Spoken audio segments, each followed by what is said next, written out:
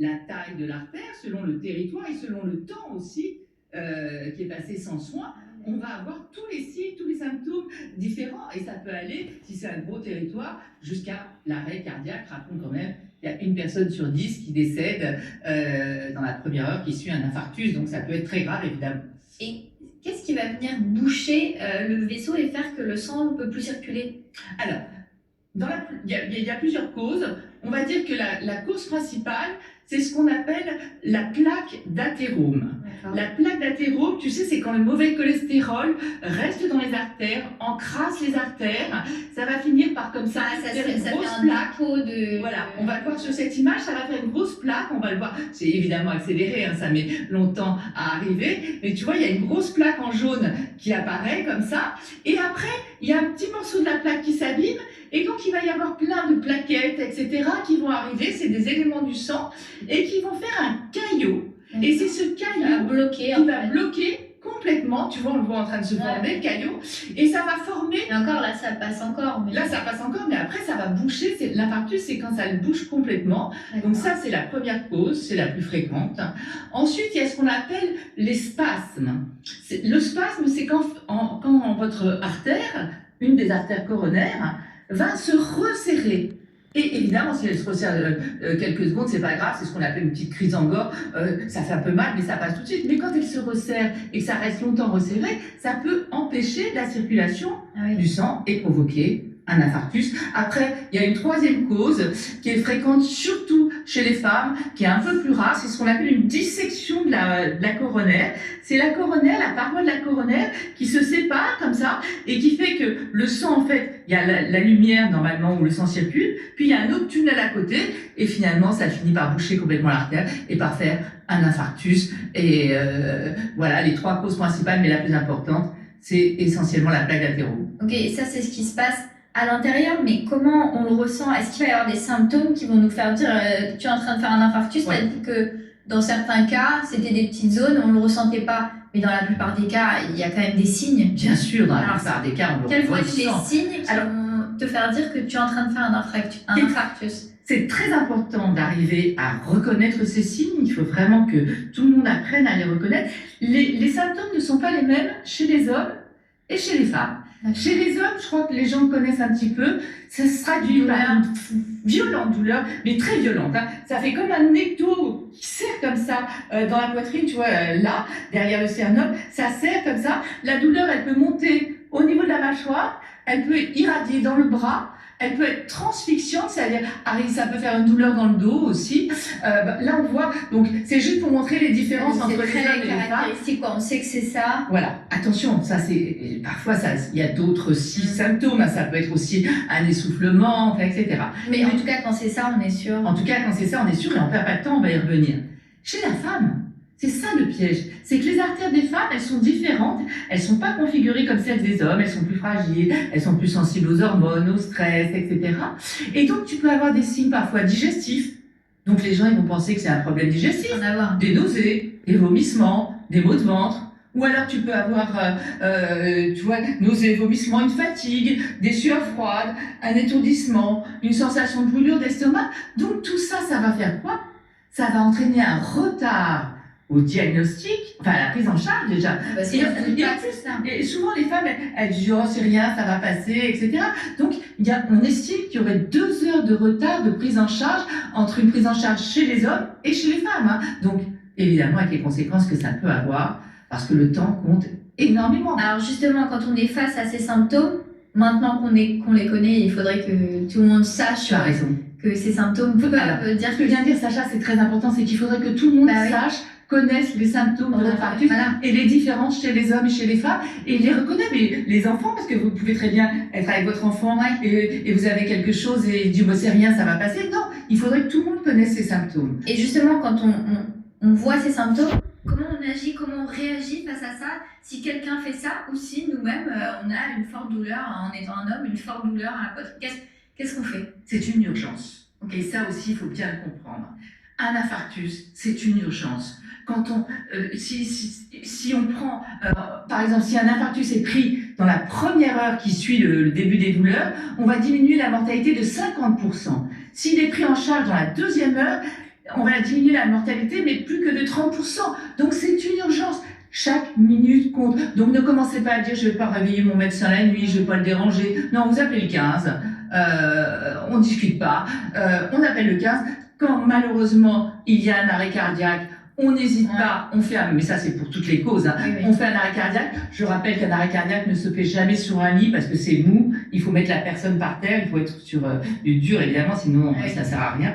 Et s'il y a un défibrillateur à portée de, parfois dans la rue, il y en a, ou dans les stades, ou dans plusieurs endroits, ou dans les entreprises. Donc voilà. Mais vraiment, chaque minute compte. Et une fois que les secours arrivent, comment ils vont prendre en charge la personne qui est en train de faire un infarctus? Comment ils vont faire pour le traiter? Alors, encore une fois, il y a infarctus, on a Oui. tous les stades. Hein. Électrocardiogramme, Un examen pour voir s'il y a un infarctus ou D'accord. pas. Une prise de sang où il y a des enzymes maintenant, qu'on appelle la troponine, où on sait très bien avec l'enzyme si elle est élevée, si la personne a fait un infarctus ou pas. Après, quand on arrive dans un centre spécialisé, là, on va faire ce qu'on appelle une coronarographie. D'accord. C'est un examen qui permet de voir Les les artères. coronaires. Ouais. D'accord. Donc on va voir les coronaires. Voilà, ça c'est un examen, une coronaire, où on injecte un produit, tu vois, qui permet de visualiser comme ça toutes les artères du cœur et surtout de Pour voir voir si elles sont irriguées, Voilà. s'il y a des trucs. et de voir où ça bouge. Ah, où ça d'accord. bouge. Ok. Voilà. Et après, ce qu'on va faire, une fois qu'on a Si on voit où ça bloque. quand on voit que ça bloque, toujours pareil, on perd pas de temps. Hein. Qu'est-ce qu'on va faire? Là, on est pris en charge par des médecins. Bien Voilà. sûr. Ok, Là, on est déjà au bloc. Hein. D'accord. On n'a pas perdu de temps, on est déjà au bloc. Là, ce que vont faire les professionnels, généralement, ils vont monter un petit ballonnet qui vont gonfler parce que l'idée, c'est quoi? C'est de déboucher le plus vite possible l'artère de manière à ce que le sang repasse et que le muscle ne meure pas en aval. Hein. Donc, c'est ça l'idée. Donc, qu'est-ce qu'ils vont faire? Ils vont gonfler un petit ballonnet qui va écarter comme ça les parois. Et après, pour pas que ça se referme, qu'est-ce qu'ils vont faire? Ils vont glisser ce qu'on appelle un stent. Ah oui. Un stent, c'est comme un ressort. Tu vois, on le voit bien sur ce schéma. Regarde, là, ils écartent un peu, donc ils gonflent un peu. Et après, ils vont mettre cette espèce de grillage, tu vois, comme ça. Ils vont repartir, ça c'est le guide, hein, et ils vont laisser le grillage. Et donc comme ça, tu vois que le sang, il peut circuler à l'intérieur, ça va repousser la plaque. Ça s'appelle une angioplastie avec une pose de stent. Je vais te montrer les stents sur des images du docteur Rodolphe Gomberg. On voit les stents, ça c'est les images, elles sont absolument incroyables. Regarde, tu vois le cœur, tu vois les stents là en blanc, on les voit, ça c'est l'extérieur du cœur. C'est plus gros que le vaisseau. Et grâce à cet examen, on peut aussi aller se balader à l'intérieur du cœur. Et là, on va rentrer où? On va rentrer dans la coronaire qui est stentée. Il y a des stents, tu vois, hop, et on voit bien la petite séparation à droite, ça passe. On va dans le stent à gauche, on voit bien que le sang toujours il peut circuler. Tu vois, c'est quand même incroyable. Et des stents, on peut en mettre plusieurs, hein, suivant évidemment les endroits qui sont bouchés. Et pour éviter de faire. Là, c'est quand on le prend vite, on fait ça. Parfois, quand on le prend trop tard, le caillou est bien dur. Et là, il va falloir faire ce qu'on appelle une fibrinolyse, c'est-à-dire injecter un produit qui va dissoudre le caillou. Mais généralement, on fait ça. Hein. Et pour essayer d'éviter au maximum d'en arriver là à la pose de stent et même d'en arriver à l'infarctus, qu'est-ce qu'on peut changer dans notre quotidien, si on peut donner des petits conseils pour avoir le moins de risques possible de faire un infarctus, parce que c'est ça qui nous intéresse. C'est important de dire, parce que on peut dire que l'infarctus c'est essentiellement une maladie comportementale et environnementale, mais il y a des choses qu'on ne peut pas changer. Il y a l'âge. Plus tu vieillis, plus tes artères s'abîment. Donc l'âge, ça, tu peux rien. Il y a le sexe. Il y a plus d'hommes qui font des infarctus que de femmes, pour l'instant, parce que les femmes qui fument de plus en plus sont en train de rattraper les hommes. Et puis il y a l'hérédité. Et ça, c'est important de le savoir, parce que si dans votre famille, il y a plusieurs personnes qui ont déjà fait des infarctus, directement aller faire les voilà, il faut faire des bilans, etc. Mais après, comme tu le disais, il y a des choses évitables. Oui, c'est ça. Alors, en premier, évidemment, c'est d'éviter la plaque d'athérome. Donc, c'est d'éviter, je ne l'ai pas mis en premier parce que le tabac, c'est très important, mais c'est connaître son taux de cholestérol, surtout le mauvais cholestérol. C'est lui qui encrasse. C'est le cholestérol qui fait les plaques jaunes qu'on a vu tout à l'heure qui bloquent les vaisseaux. Il y a le bon cholestérol, lui, il n'y a pas de souci. Mais il y a le mauvais cholestérol, LDL, celui-ci, en fait, il encrasse les artères. Il reste sur place, il encrasse les artères, il finit par les boucher, ça fait la plaque qu'on a vue tout à l'heure. Et donc, évidemment, connaître en permanence son taux de cholestérol, s'il est trop élevé, le faire baisser. Le tabac, ennemi numéro 1 des artères. L'hypertension, puisque ça va abîmer les artères, le diabète, le surpoids.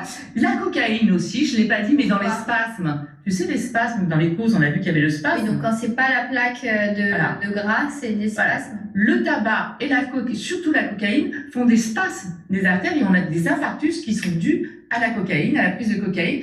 Les hormones féminines essentiellement, la pilule par exemple, et un mariage terrible, liaison dangereuse, pilule et tabac. Ça a vraiment un impact. Une femme qui fume et qui prend la pilule, ça multiplie par 13 son risque de faire un infarctus du myocarde. Parce que c'est deux choses qui sont mauvaises pour les vaisseaux. Exactement. Donc tu cumules. De toute façon, si on cumule... Ouais, si tu as tous les facteurs de risque. Le stress qui agit aussi sur les artères. Les températures, en fait, c'est quand on a affaire à une température trop proche de zéro, trop basse, ou quand on a affaire à une température trop élevée, on sait que le froid multiplie le risque de faire un infarctus et le très chaud aussi, parce que l'organisme doit lutter pour maintenir la température à 37, etc. Donc voilà pour les principaux facteurs de risque. Et tu nous as dit tout à l'heure que maintenant, on pouvait prévoir en tout cas, si on allait ou pas faire un infarctus. Comment c'est... Bon, déjà, si on enlève les facteurs de risque, on a moins de risques. Et si on connaît les gestes, on a plus de chances de sauver. Mais comment on peut prévenir et savoir si on va faire un infarctus? Alors, ça c'est vraiment... Déjà, la prise en charge a été nettement améliorée ces dernières années, par la connaissance, justement. Parce qu'on en parle plus. Voilà, puis on perd moins de temps. Voilà. Donc déjà, ça s'est amélioré. Mais là, ça va changer vraiment les choses. On peut faire ce qu'on appelle un score calcique. C'est-à-dire, on fait un scanner et après, on va analyser les risques.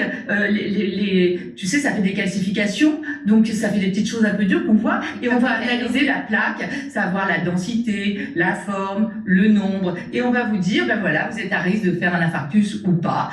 Donc ça, c'est très important. Et il y a un autre examen qui est... On a vu la coronarographie tout à l'heure. Là, c'est une coronarographie, mais virtuelle. C'est-à-dire qu'en fait, on n'a pas à vous faire d'anesthésie, c'est pas un geste invasif du tout.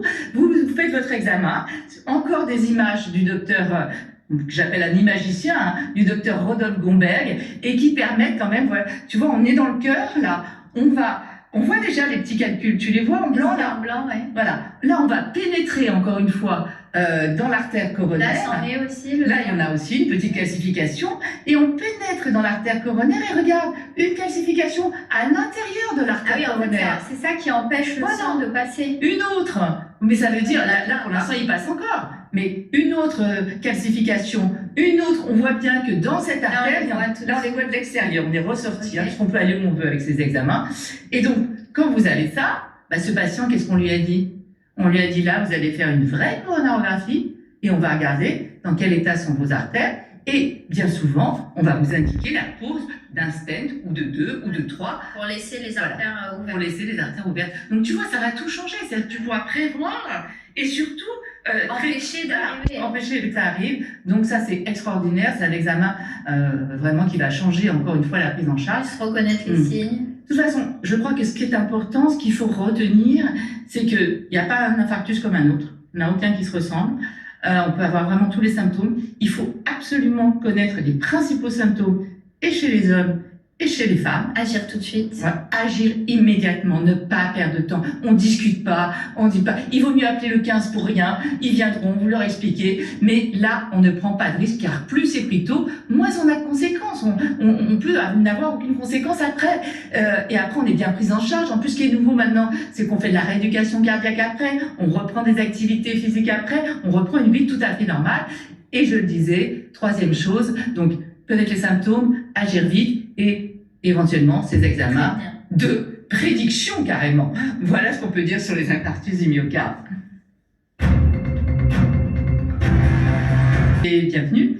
Je rappelle que vous êtes médecin de santé publique, épidémiologiste, et aujourd'hui vous vouliez réagir sur deux annonces faites par le ministre de la Santé. D'un côté, interdire les puffs, et vous allez nous expliquer ce que sont les puffs, et d'un côté, autoriser les cigarettes électroniques délivrées par les pharmaciens leur donner l'autorisation de les délivrer en pharmacie et les rembourser. Et de les prendre en charge, effectivement. Un peu antinomique les deux Et d'ailleurs. alors, deux sujets qui sont dans le débat de l'actualité sur le tabagisme depuis quelques mois. Déjà, ces puffs, donc ce sont des cigarettes électroniques à usage unique, avec des goûts de fruits très attirants et qui sont essentiellement consommés par des très jeunes, voire des mineurs. C'est-à-dire, c'est quoi l'âge à peu près? C'est entre 13 et 16 ans. On estime effectivement qu'il y a 13% des 13-16 ans qui ont déjà consommé ces puffs. Donc, il y en a qui en consomment de façon puff, ça veut dire bouffer. Hein. Voilà, donc c'est exactement ça, des cigarettes électroniques quotidiennes au goût de fruits. Et en fait, l'inquiétude sur ces puffs, c'est que ça emmène vers le tabagisme. Et d'ailleurs, on voit dans une enquête qui avait été faite en France que 17% des jeunes qui consomment ces puffs, donc c'est la première fois qu'ils utilisent de la nicotine, vont ensuite consommer une autre forme de tabac. Donc c'est une entrée dans le tabagisme avec un packaging. Il a raison alors, M. Braun. Oui, il a complètement raison. D'ailleurs, on en avait parlé il y a quelques mois. Et toutes les enquêtes montrent qu'il y a de plus en plus de chances qu'il y ait plein de jeunes qui en consomment. Et donc, ça fait rentrer avec le côté fluo, on a vu toutes les couleurs. Exactement. Et en fait, on a été un peu pris de vitesse parce que c'est un concept marketing qui s'est développé très vite en Californie, qui est arrivé en France. On n'a pas eu le temps de réagir. Donc là, on est en train de réagir très fort. Il y a un appel, exactement. Et en plus, c'est un impact environnemental catastrophique. Ah oui, on les jette. Exactement. Donc, il y en a plus d'1 million par semaine qui sont jetés dans la nature, notamment au Royaume-Uni. Donc voilà, sur ces deux côtés-là, exactement. Donc on s'attend à un impact environnemental, un impact sanitaire. Les jeunes sont quand même très éco-anxieux, donc c'est un bon argument. Exactement, c'est une manière de les convaincre. Après, autre annonce. Alors l'autre annonce, c'est effectivement ces cigarettes électroniques. Donc il y a 5 à 7% des Français qui consomment quasiment tous les jours de la cigarette électronique. C'est quelque chose de très répandu et la question c'est est-ce qu'on peut considérer que c'est un outil pour arrêter de fumer ou pas? Si c'est le cas, il faut que ce soit pris en charge, que les médecins l'utilisent, notamment les tabacologues, et puis que ce soit remboursé par la sécurité sociale. Si c'est pas le cas, c'est vendu en grande surface. Et donc il y avait effectivement les experts du Conseil de santé publique. Pas qu'en grande surface, il y a des magasins spécialisés. Enfin dans les magasins spécialisés, je sais pas, qui avaient considéré qu'il n'y avait pas suffisamment d'éléments scientifiques pour montrer que ça arrêtait aussi bien de fumer, permettait d'arrêter aussi bien de fumer que les patchs nicotiniques ou que les chewing-gums à la nicotine. Donc pour l'instant, on ne sait pas si c'est un outil de sevrage. Exactement, on ne sait pas si c'est un outil de sevrage. On a quelques données préliminaires qui laissent à penser que ça pourrait quand même être un bon outil de sevrage.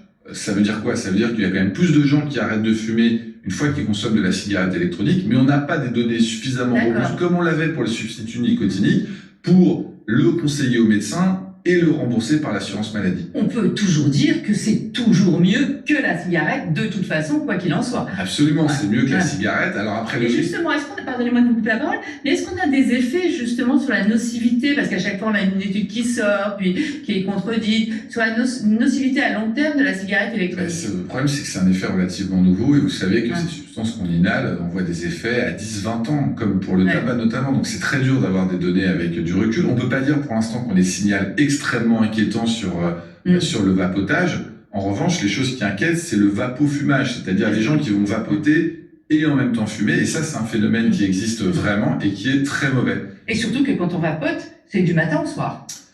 On vapote, oui, tout à fait. C'est des gens qui vapotent et qui ont du mal à arrêter de vapoter en plus. Donc pour l'instant, il ne peut pas dire que ça sera remboursé et vendu en pharmacie tant qu'on n'a pas les études qui prouvent que c'est un outil de sevrage. Oui, sauf s'ils décident d'aller au-delà de l'avis des instances scientifiques et de quand même le rembourser. En plus, c'est assez antinomique. D'un côté, on interdit les puffs et d'un côté, on autorise et on rembourse les autres. C'est difficile comme message. Affaire à suivre en tout cas. Merci beaucoup, Dr Blachier. Merci à vous de nous avoir suivis et restez en notre compagnie. L'info, c'est sur CNews. Ce programme vous est